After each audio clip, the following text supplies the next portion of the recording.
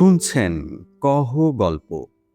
আজ শুনবেন রাজশেখর বসুর লেখা ছোট গল্প ভূষণ্ডীর মাঠে। গল্প পাঠে আপনাদের সঙ্গে আছি আমি কামরুজ্জামান জিপু।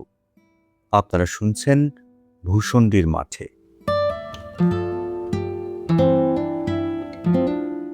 শিবু ভট্টাচার্যের নিবাস পেনেটি গ্রামে। একটি স্ত্রী, 3টি গরু, একতলা পাকা বাড়ি, 26 ঘর যজমান, কিছু ব্রহ্মোত্তর জমি, কয়েক ঘর প্রজা, এতেই স্বচ্ছন্দে সংসার চলে যায়। শিবুর বয়স 32। ছেলেবেলা স্কুলে যা একটু লেখাপড়া শিখেছিল এবং বাপের কাছে সামান্য যেটুকু সংস্কৃত পড়েছিল তাহা সম্পত্তি এবং যজমান রক্ষার পক্ষে যথেষ্ট। কিন্তু শিবুর মনে সুখ ছিল না। তাহার স্ত্রী নৃত্যকালীর বয়স আন্দাজ 25, আটো সাটো, মজবুত গড়ন, দুর্দান্ত স্বভাব। স্বামীর প্রতি তার যত্নের ত্রুটি ছিল না, কিন্তু শিবু সে যত্নের মধ্যে রস খুঁজে পেত না। সামান্য খুঁটিনাটি নিয়ে স্বামী স্ত্রীতে তুমুল ঝগড়া বাঁধত। 5 মিনিট বকাবকির পরেই শিবুর দম ফুরে যেত। কিন্তু নৃত্যকালের রসনা একবার ছুটতে আরম্ভ করলে সহজে নিরস্ত হতো না। প্রতিবারে শিবুরই পরাজয় হতো। স্ত্রীকে বশে রাখতে না পারায় পাড়ার লোকে শিবুকে কাপুরুষ, ভেড়ো, মেনিমুখ প্রভৃতি আখ্যা দিয়েছিল। ঘরে বাইরে এইরূপ লাঞ্ছিত হওয়ায় শিবুর অশান্তির সীমা ছিল না। একদিন মৃত্যুকালে গুজব শুনল তাহার স্বামীর চরিত্র দোষ ঘটেছে। সেদিনকার বচসা চরমে পৌঁছল। নৃত্যকালে শিবুকে ঝাঁটা পেটা করল। শিবু বেচারা ক্রোধে, ক্ষোভে, কষ্টে চোখের জল সামলে নিয়ে পরদিন ভোর 6টার ট্রেনে কলকাতা চলে গেল।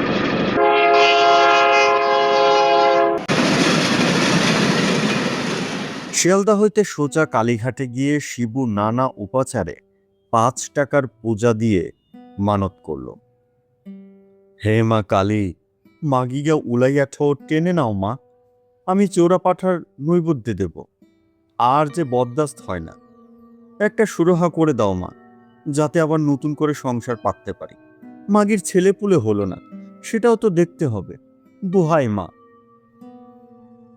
মন্দির হতে ফিরে শিবু বড় এক ঠোঙা তেলে ভাজা খাবার এবং আতসের অমৃতি খেল।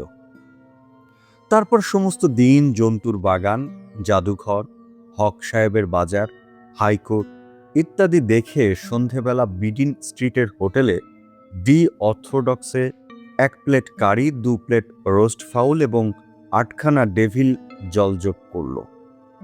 তারপর সমস্ত রাত থিয়েটার দেখে ভোরে পেনিটি ফিরিয়া গেল। মা কালী কিন্তু উল্টা বুঝেছিল। বাড়ি ফিরেই শিবুর ভেদ বমি আরম্ভ হলো। ডাক্তার আসলো, কবিরাজ আসলো, ফলে কিছুই হলো না। 8 ঘন্টা রোগে ভুগে স্ত্রীকে পায়ে ধরে কেঁদে শিবু ইহলোক ত্যাগ করল। গ্রামে আর মন টিকল না। শিবু সেই রাত্রেই গঙ্গা পার হইল। পেনেটির আর পার কোন্নগর।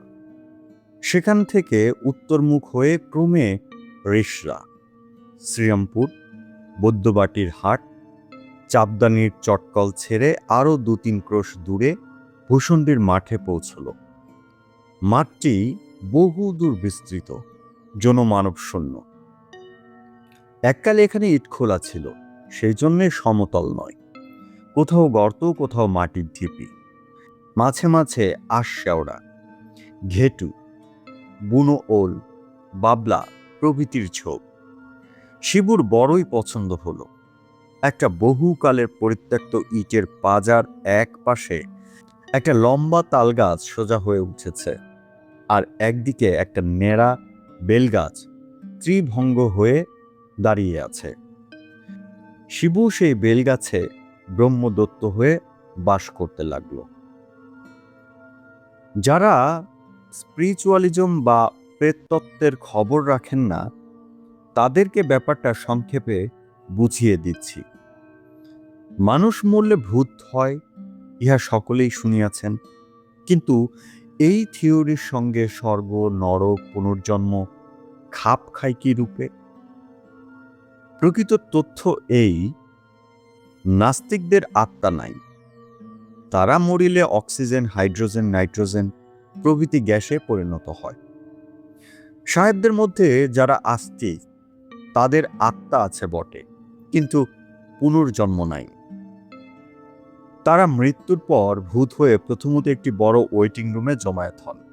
তথায় কল্পবাসের পর তাদের শেষ বিচার হয়। রায় ব্যাড হলে কতগুলো ভূত অনন্ত স্বর্গে এবং অবশিষ্ট সকলে অনন্ত নরকে আশ্রয় লাভ করেন। সাহেবরা জীবদ্দশায় যে স্বাধীনতা ভোগ করেন, ভূত অবস্থায় তাহা অনেকটা কমে যায়। বিলাতি প্রেতাত্মা বিনা পাশে ওয়েটিং রুম ছাড়তে পারে না। যারা সিয়ন্স দেখেছেন তারা জানেন বিলাতি ভূত নামানো কিরকম কঠিন কাজ। হিন্দুর জন্য অন্যরূপ বন্দোবস্ত, কারণ আমরা পুনর্জন্ম, স্বর্গ, নরক, কর্মফল, ঋষিকেশ, নির্বাণ, মুক্তি সবই মানি। হিন্দু মরলে প্রথমত ভূত হয় এবং যত্রতত্র স্বাধীনভাবে বাস করতে পারে। আবশ্যক মত ইহলোকের স্বর্গে কারবারও করতে পারে। এটা একটা মস্ত সুবিধা, কিন্তু এই অবস্থা বেশি দিন স্থায়ী নয়। কেউ কেউ 2-4 দিন পরেই পুনর্জন্ম লাভ করে, কেউ বা 10-20 বছর পরে, কেউ বা 2-3 শতাব্দী পরে। ভূতদের মাঝে মাঝে চেঞ্জের জন্য স্বর্গে ও নরকে পাঠানো হয়। এটা তাদের স্বাস্থ্যের পক্ষে ভালো, কারণ স্বর্গে খুব ফুর্তিতে থাকা যায় এবং নরকে গেলে পাপ ক্ষয় হয়ে সূক্ষ্ম শরীর বেশ হালকা ঝরঝরে হয়। তাছাড়া সেখানে অনেক ভালো ভালো লোকের সঙ্গে দেখা হবার সুবিধা আছে। কিন্তু যাদের ভাগ্যক্রমে কাশী লাভ হয়, অথবা নেপালে পশুপতিনাথ বা রথের উপর বামন দর্শন ঘটে, কিংবা যারা সকৃত পাপের বোঝা ঋষিকেশের উপর চাপিয়ে নিশ্চিন্ত হতে পারেন, তাদের পুনর্জন্ম নবিদ্যাতে একেবারেই মুক্তি। 2-3 মাস কেটে গিয়েছে, শিবু সেই বেলগাছেই থাকে। প্রথম প্রথম দিন কতেক নতুন স্থানে নতুন অবস্থায় বেশ আনন্দ কেটেছিল। এখন শিবুর বড়ই ফাঁকা ফাঁকা ঠেকে। মেজাজটা যত বধ, নৃত্যর একটা আন্তরিক টান ছিল। শিবু এখন তা হাড়ে হাড়ে অনুভব করছে। একবার ভাবল, দূর হোক, না হয় পেনেটিতেই আড্ডা গাড়ি। তারপর মনে হলো, লোকে বলিবে বেটা ভূত হইয়াও স্ত্রীর আঁচল ছাড়িতে পারে নাই। না, এখানেই একটা পছন্দ মতো উপদেবীর জোগাড় দেখতে হলো। ফাল্গুন মাসের শেষ বেলা, গঙ্গার বাঁকের উপর দিয়ে দক্ষিণ হাওয়া ঝিরঝির করে বইছে। সূর্যদেব জলে হাবুডুবু খেয়ে এইমাত্র তলিয়ে গিয়েছে।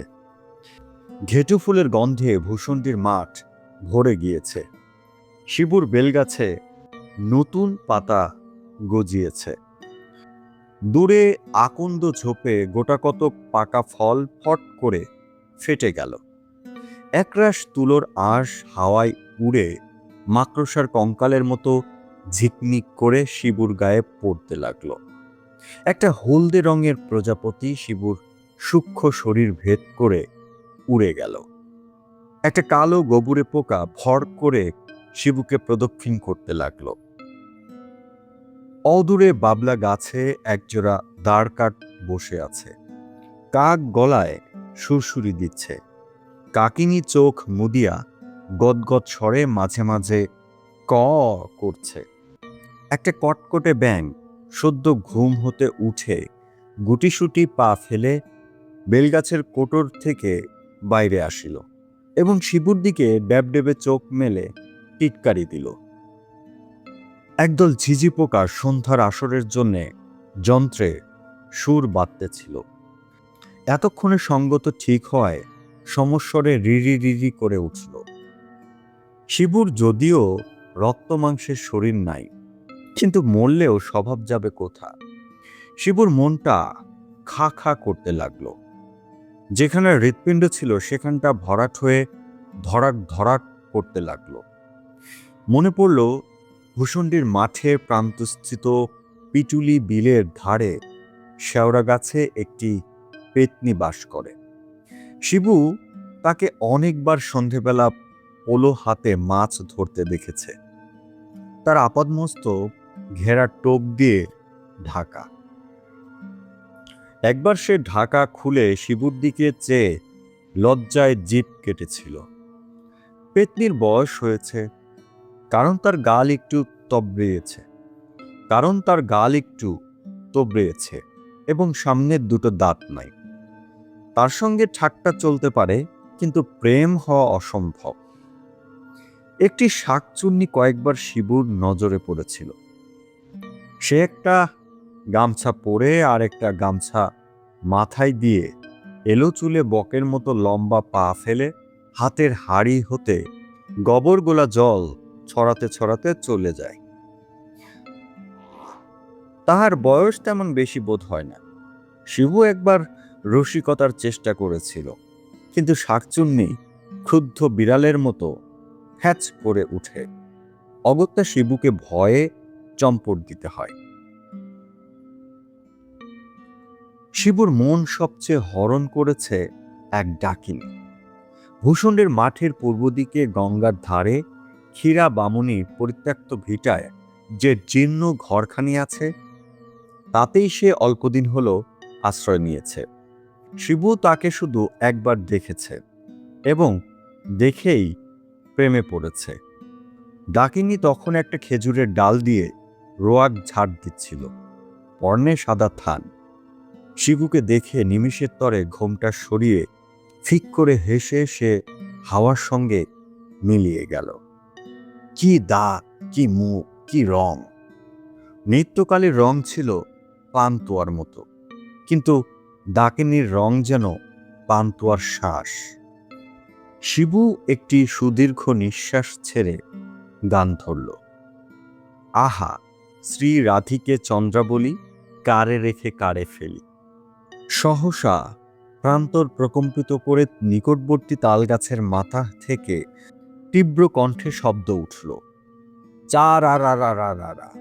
আরে ভুজুয়াকে বহিনিয়া ভুগুলোকে বিটিয়া, কেকরাসে সাদিয়া হো, কেকরাসে হো হো হো। শিবু চমকে উঠে ডাকিল, তালগাছে কে রে? উত্তর আসলো, ক্যারিয়া পিরিত বা। শিবু, কেলে ভূত? নেমে আসো বাবা।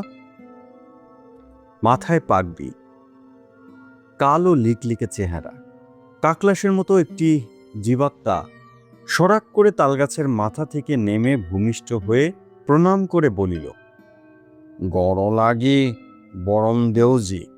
জিতা রাহো বেটা, জিতা রাহো। একটু তামাক খাওয়াতে পারিস? কারিয়া পীরেত ছিলাম বা। তামাকি নাই তা সিলিম, জোগাড় কর না। প্রেত উপরে উঠল এবং অল্পক্ষণের মধ্যে বৈদ্যবাটির বাজার থেকে তামাক, টিকা, কলকে এনে আগুন লাগিয়ে শিবুর হাতে দিল। শিবু একটা কচুর ডাটার উপর কলকে বসিয়ে টান দিতে দিতে বলল, তারপর এলি কবে? তোর হালচাল সব বল। কারিয়া পীরের যে ইতিহাস বলিল, তার সারমর্ম এই। তার বাড়ি ছাপড়া জেলায়। দেশে এককালে তার গরু, জরু, জমি, জেরাত সবই ছিল। তার স্ত্রী মুঙ্গি অত্যন্ত মুখরা ও বদমেজাজি। বনিবনাও কখনো হতো না। একদিন প্রতিবেশী ভজুয়ার ভগ্নীকে উপলক্ষ করে স্বামী স্ত্রীতে বিষম ঝগড়া হয় এবং স্ত্রীর পিঠে এক ঘা লাঠি কষাইয়া স্বামী দেশ ছেড়ে কলকাতায় চলে আসে। সে আজ 30 বছরের কথা। কিছুদিন পরে সংবাদ আসে যে মুঙ্গি বসন্ত রোগে মরেছে। স্বামী আর দেশে ফিরল না। বিবাহও করল না। নানা স্থানে চাকরি করে অবশেষে চাপদানির মিলে কুলির কাজে ভর্তি হয় এবং কয়েক বছরের মধ্যে সর্দারের পদ পায়। কিছুদিন পূর্বে একটি লোহার কড়ি হাফিজ অর্থাৎ কপিকলে উত্তোলন করবার সময় তার মাথায় চোট লাগে। তারপর 1 মাস হাসপাতালে শয্যাশায়ী হয়ে থাকে। পঞ্চতত্ত্ব প্রাপ্ত হয়ে প্রেত রূপে এই তালগাছে অবস্থান করছে। শিবু একটা লম্বা টান মেরে কলকেটি কারিয়া পীড়িতকে দেওয়ার উপক্রম করছিল। এমন সময় মাটির ভিতর থেকে ভাঙা কাসরের মতো আওয়াজ আসলো। ভাইয়া, এই কলকেটে কিছু আছে নাকি? বেলগাছের কাছে যে ইটের পাজা ছিল সেখান থেকে খান কতক ইট খসে গেল এবং ফাঁকের ভিতর থেকে হামাগুড়ি দিয়ে একটি মূর্তি বাহির হলো। স্থূল খর্বদেহ, থেলো হুঁকার খোলের উপর একজোড়া পাকা গোফ গজাইলে যেরকম হয় সেই প্রকার মুখ, মাথায় টাক, গলায় রুদ্রাক্ষরের মালা, গায়ে ঘুমটি দেওয়া মির্জাই, পরনে ধুতি, পায়ে তালতলার চটি। আগন্তুক শিবুর হাত থেকে কলকেটি নিয়ে বলিল, ব্রাহ্মণ, দণ্ডবৎ হই। কিছু সম্পত্তি ছিল, এইখানে পোতা আছে, তাই যক্ষী হয়ে আগলাচ্ছি। বেশি কিছু নয়, 2-500। সব বন্ধকির তমসুক দাতা, স্টাম্বর কাগজে লেখা, নগদ শিক্ষা একটিও পাবে না। খবরদার, ওদিকে নজর দিও না, হাতে হাত করি পড়বে। থু থু থু থু। শিবুর মেঘদূত একটু আত্রু জানা ছিল। সসম্ভ্রমে জিজ্ঞাসা করিল, যক্ষ মহাশয়, আপনি কি কালিদাসের? ভাইরা ভাই, কালিদাস আমার মাসতুত শালীকে বিয়ে করে। ছোকরা হিজলিতে নিমকির গোমস্ত ছিল, অনেক দিন মারা গেছে। তুমি তার নাম জানলে কিসে? হ্যাঁ,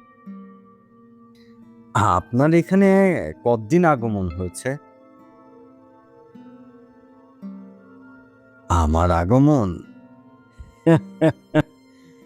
আমি বলে গিয়ে 3.5 বছর এখানে আছি। কত এলো দেখলুম, কত গেল তা দেখলুম। আরে তুমি তো সেদিন এলে, কাঠ পিঁপড়ে তাড়িয়ে 3 বার হোঁচট খেয়ে গাছে উঠলে, সব দেখেছি আমি। তোমার গানের শখ আছে দেখেছি। বেশ বেশ বেশ, কালোয়াতি শিখতে যদি চাও তো আমার সাগরেদ হও দাদা। এখন আওয়াজটা যদি একটু খোনা হয়ে গেছে, তবু মরা হাতি $1,00,000। মশায়ের ভূতপূর্ব পরিচয়টা জিজ্ঞাসা করতে পারি কি?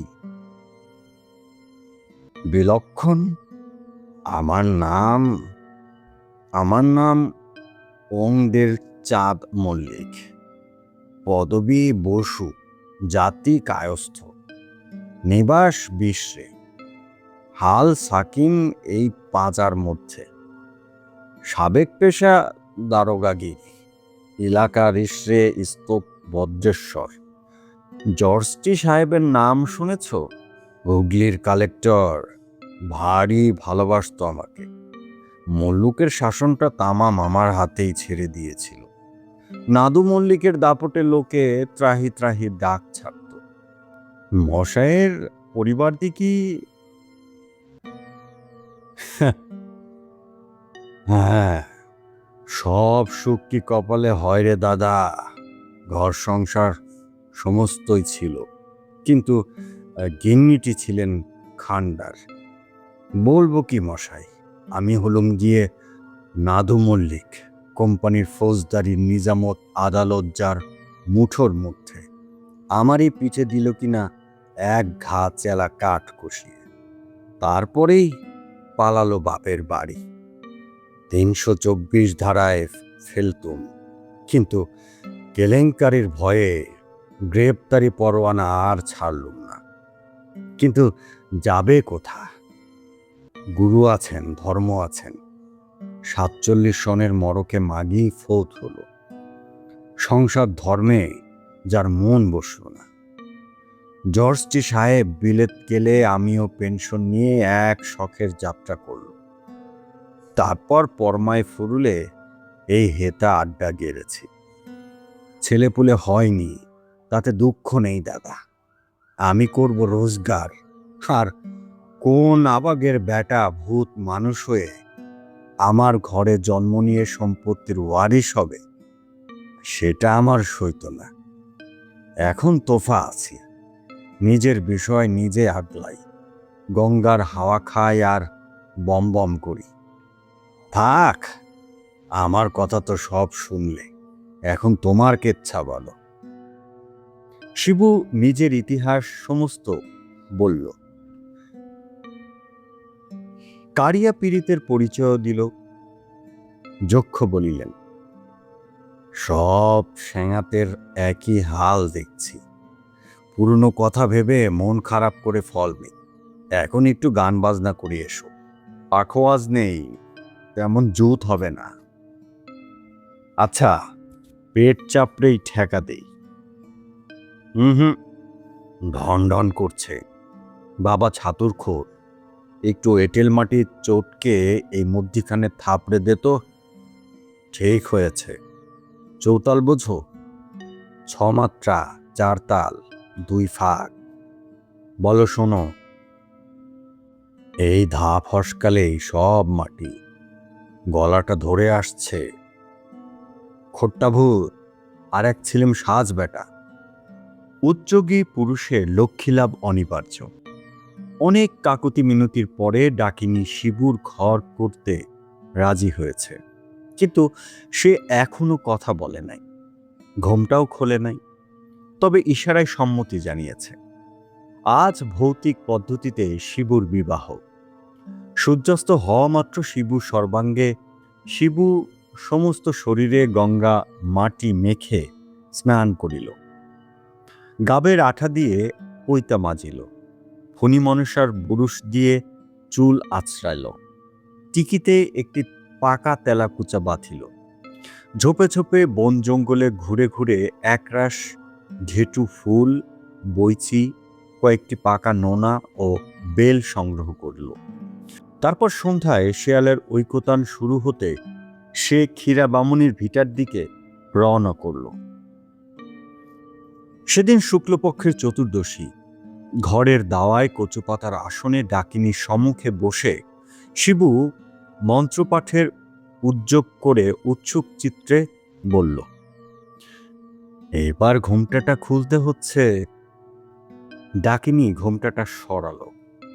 শিবু চমকিত হয়ে সভয়ে বলিল, হ্যাঁ, তুমি নেত্য? নেত্যকালীর বলিল, হ্যাঁ রে মিনসে, মনে করেছিলে মোরে আমার কবল থেকে বাঁচবে? পেতনি শাকচুন্নির পিছু পিছু ঘুরতে বড় মজা না? এলে কি করে? ওলাউঠোর নাকি? ওলাউঠোর 70 হোক। কেন, ঘরে কি কেরোসিন ছিল না? তাই চেহারাটা ফর্সাপনা দেখাচ্ছে? পোড় খেলে সোনার জলুস বাড়ে?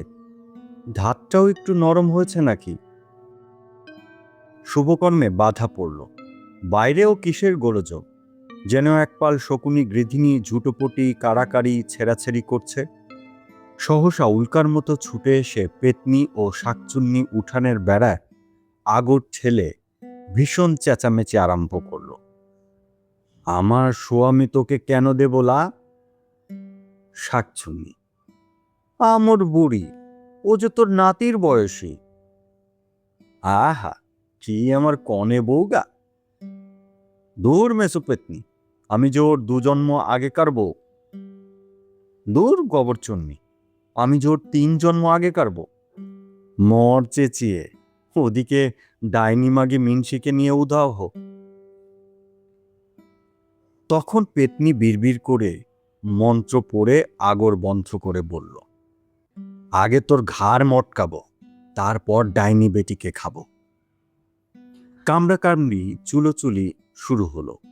একা নৃত্যকালীতেই রক্ষা নাই, তার উপর পূর্বতন 2 জন্মের আরও 2 পত্নী হাজির। শিবু হাতে পৈতা জড়ায়ে ইষ্টমন্ত্র জপিতে লাগল।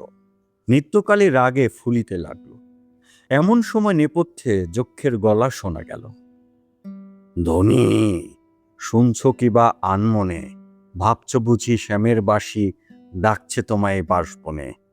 ওটাই যে খ্যাকশেয়ালি, দিও না কুলে কালি, রাত বিরেতে শ্যাল কুকুরে ছুচো প্যাঁচার ডাক শুনে। যক্ষ বেড়ার কাছে এসে বললেন, মায়া, এখানে হচ্ছে কি? এত গোল কিসের? কারিয়া পীরেত হাঁকিল, এ বরম পিছাস, আরে দরজার তো খোল। শিবুর সাড়া নাই। প্রচণ্ড ধাক্কা পড়িল, কিন্তু মন্ত্র বন্ধ, আগর খুলিল না, বেড়াও ভাঙিল না। তখন কারিয়া পীরেত তারস্বরে উৎপাটন মন্ত্র পড়িল, মারে জুজুয়ান হেইয়া, আওর ভিথোরা হেইয়া, পর্বতরি হেইয়া, চলে ইঞ্জন হেইয়া, ফটে বড়লোট হেইয়া, খবরদার হাফিজ। মর্মর করে ঘরের চাল, দেয়াল, বেড়া, আগর সমস্ত আকাশে উঠে দূরে নিক্ষিপ্ত হলো।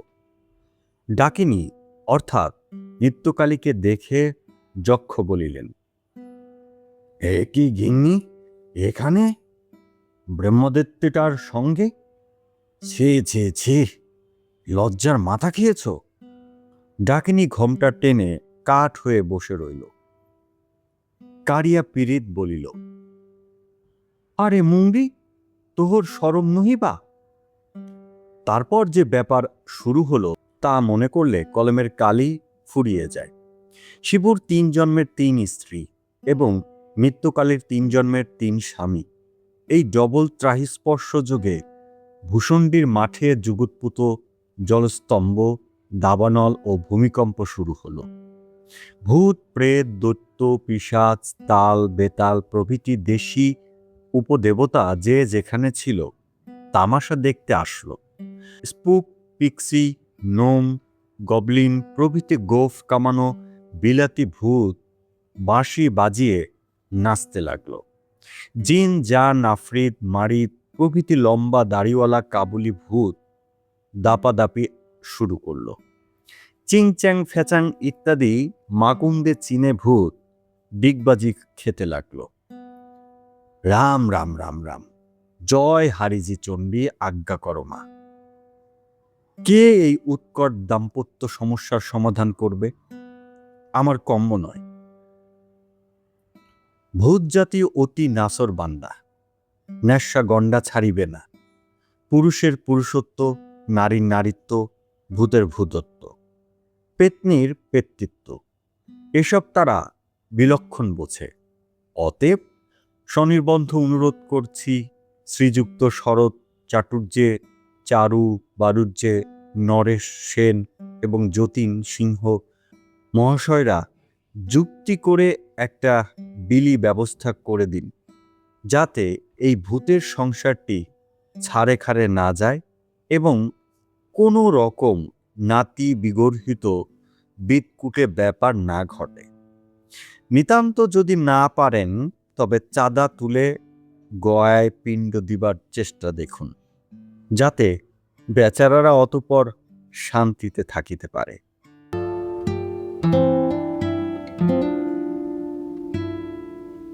বন্ধুরা, এতক্ষণ শুনছিলেন রাজশেখর বসুর লেখা অসম্ভব সুন্দর ছোট গল্প ভূষণ্ডির মাঠে।